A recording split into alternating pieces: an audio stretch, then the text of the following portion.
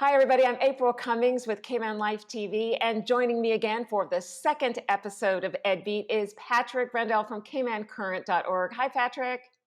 Hi, April. How are you?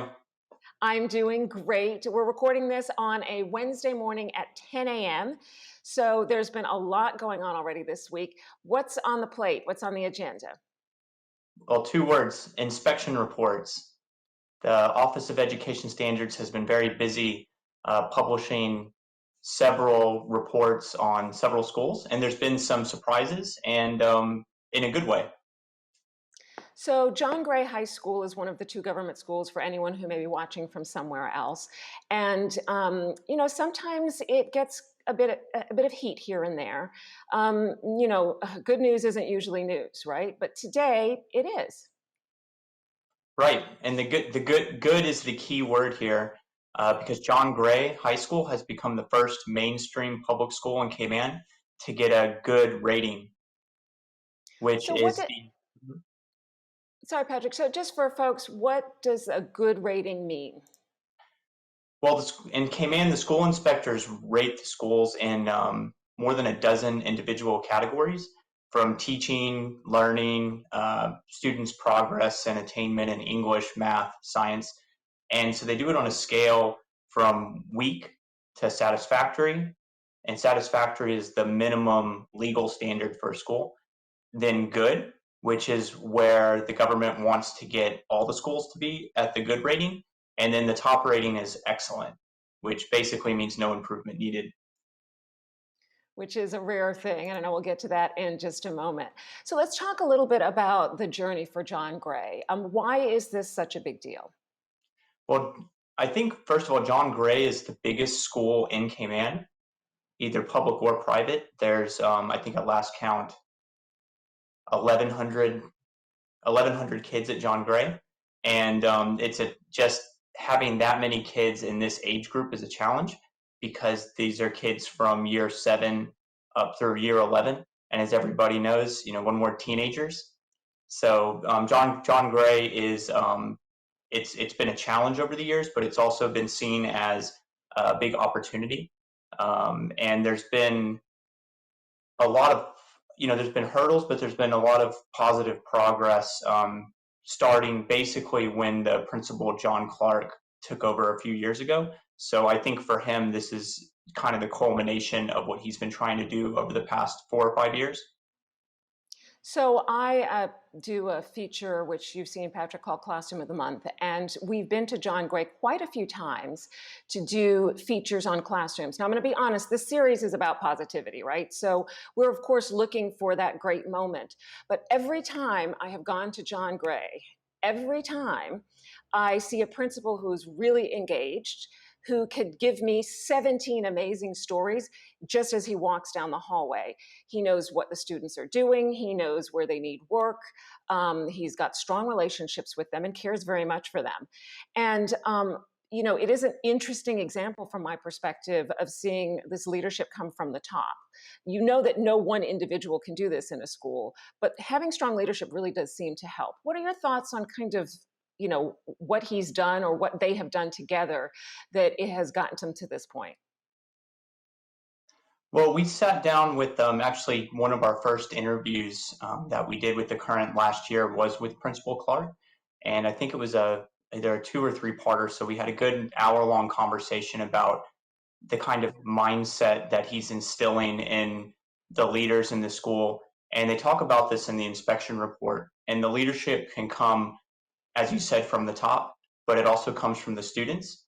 So this latest report had a lot of praise for the leadership and the examples being set by, for example, the student prefects. It's also at John Gray with a viewpoint shift in terms of focusing on discipline and behavior, and less of this idea of a school being almost like a prison waiting to happen and trying to punish bad behavior, as in let's address the behavior before it gets serious, because what they're there to do at the high school is learn. They're a place to learn, and this negative, distracting behavior gets in the way of the learning. So it's a more proactive, positive approach to discipline and behavior issues. And as you know, in the press and in the social media lately, Mhm. um, I think last fall there was the incident with the John Gray fight clubs, and then recently with the students' viral video talking about adult topics.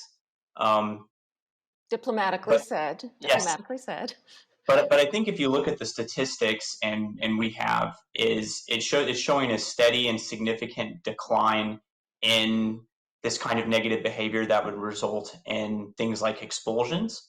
So a lot of these headlines get grabbed by these singular incidents, which you don't want to make light of things because they are serious on as far as the individual student is concerned, and you have to address it.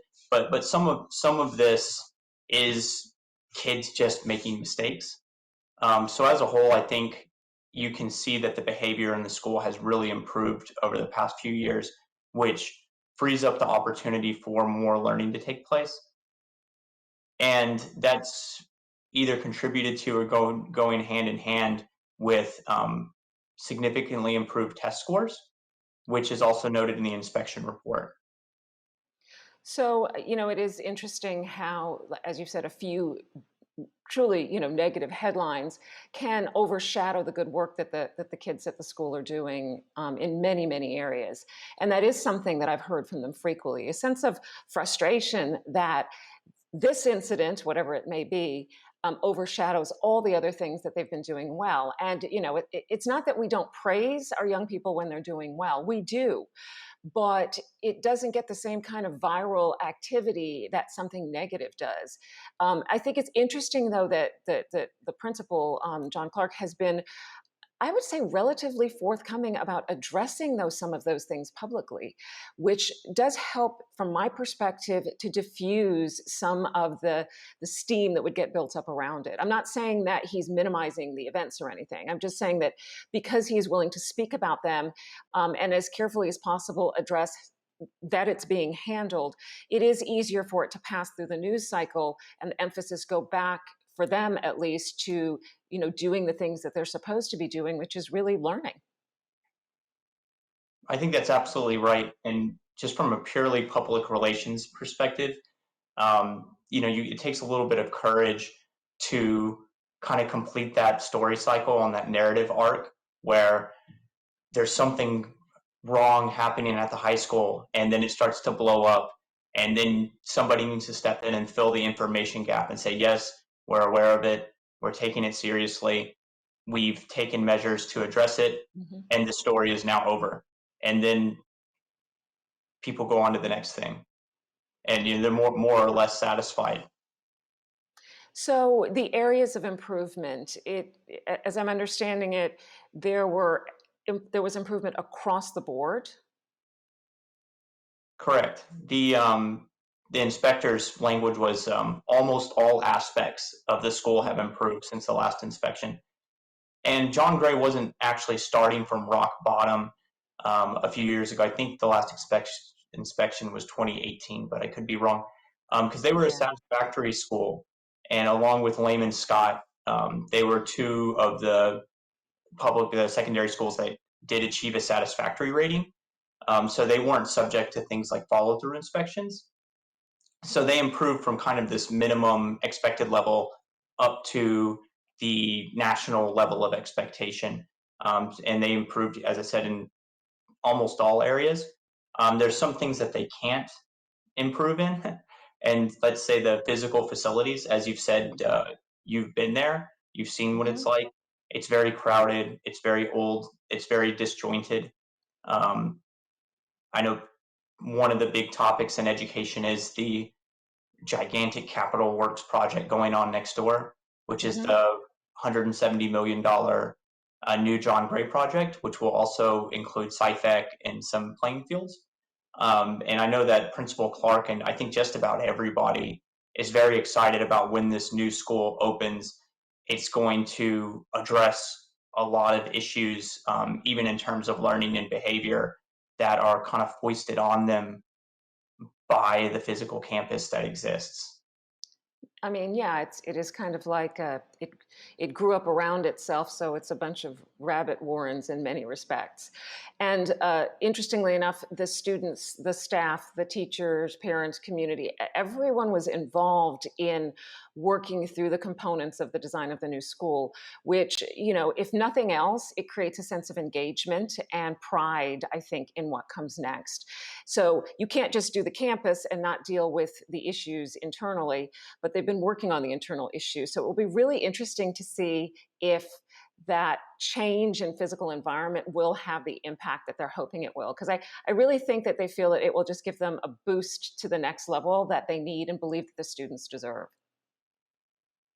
Correct. And I think it comes down to this: we want to offer world class. We want to be a world class school. So having a world class building really helps.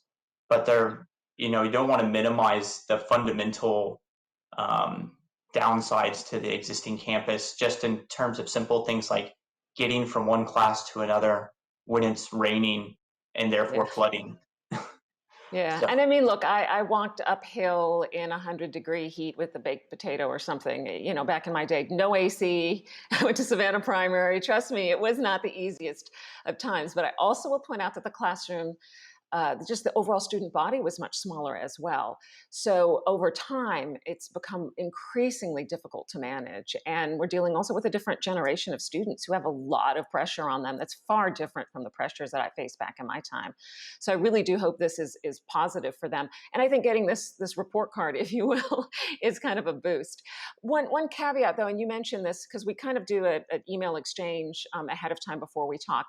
Um, COVID did have an impact on how students learned, right? So student attainment is what? Basically how they've been doing on their exams. So what does this report cover in terms of student attainment? well, it looks at there's 6 different categories actually. So 3 involve student attainment. So that's basically your exam scores and how well the students do in math, science, and English. And then the twin categories to those are student progress in English, math, and science. So not only how good did the students do at the end of the year, but how did they do compared to the previous year or as they're progressing through the system.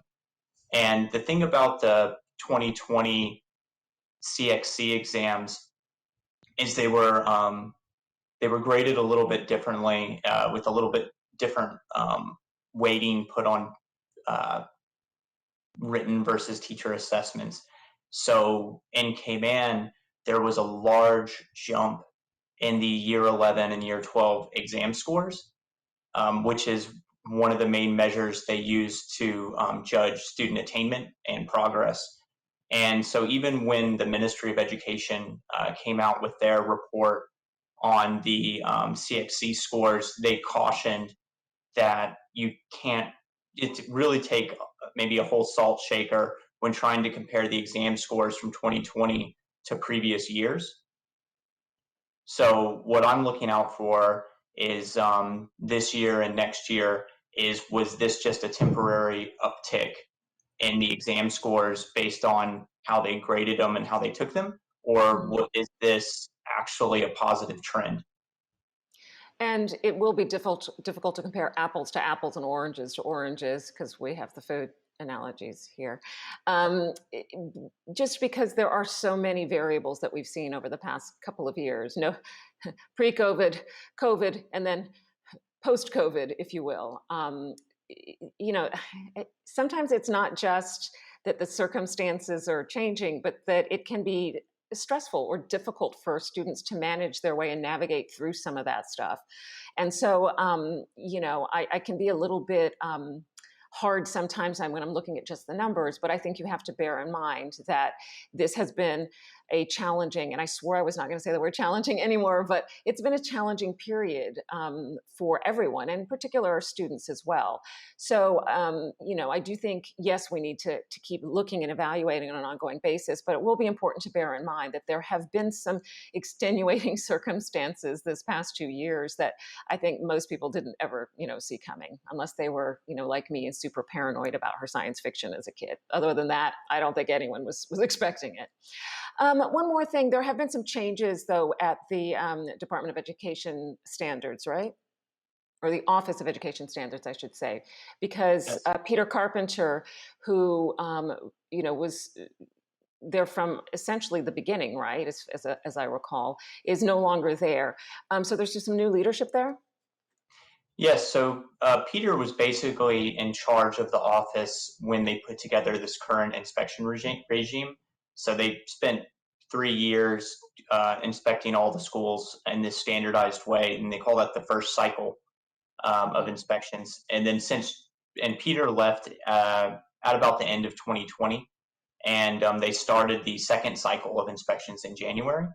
And I've been trying to get an update from the government for months on who is or was going to be the new director of OES, and it's been kind of an open secret because the inspectors have been inspecting schools, but actually got a press release from a preschool yesterday, and they mentioned that the school had been visited by the new director named Nicholas Sheriff.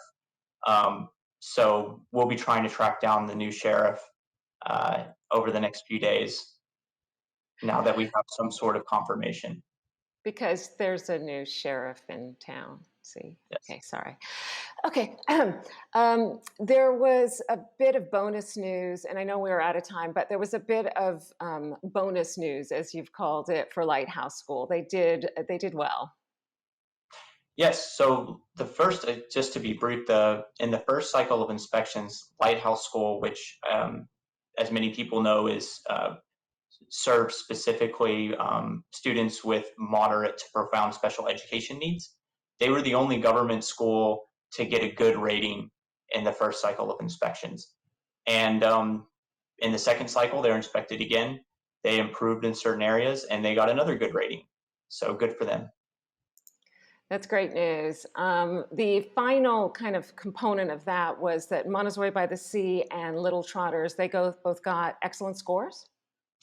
Yes. So Montessori by the Sea, which has early years education up through primary, and then Little Trotters, which just has early years, they've kind of blown away the test curve.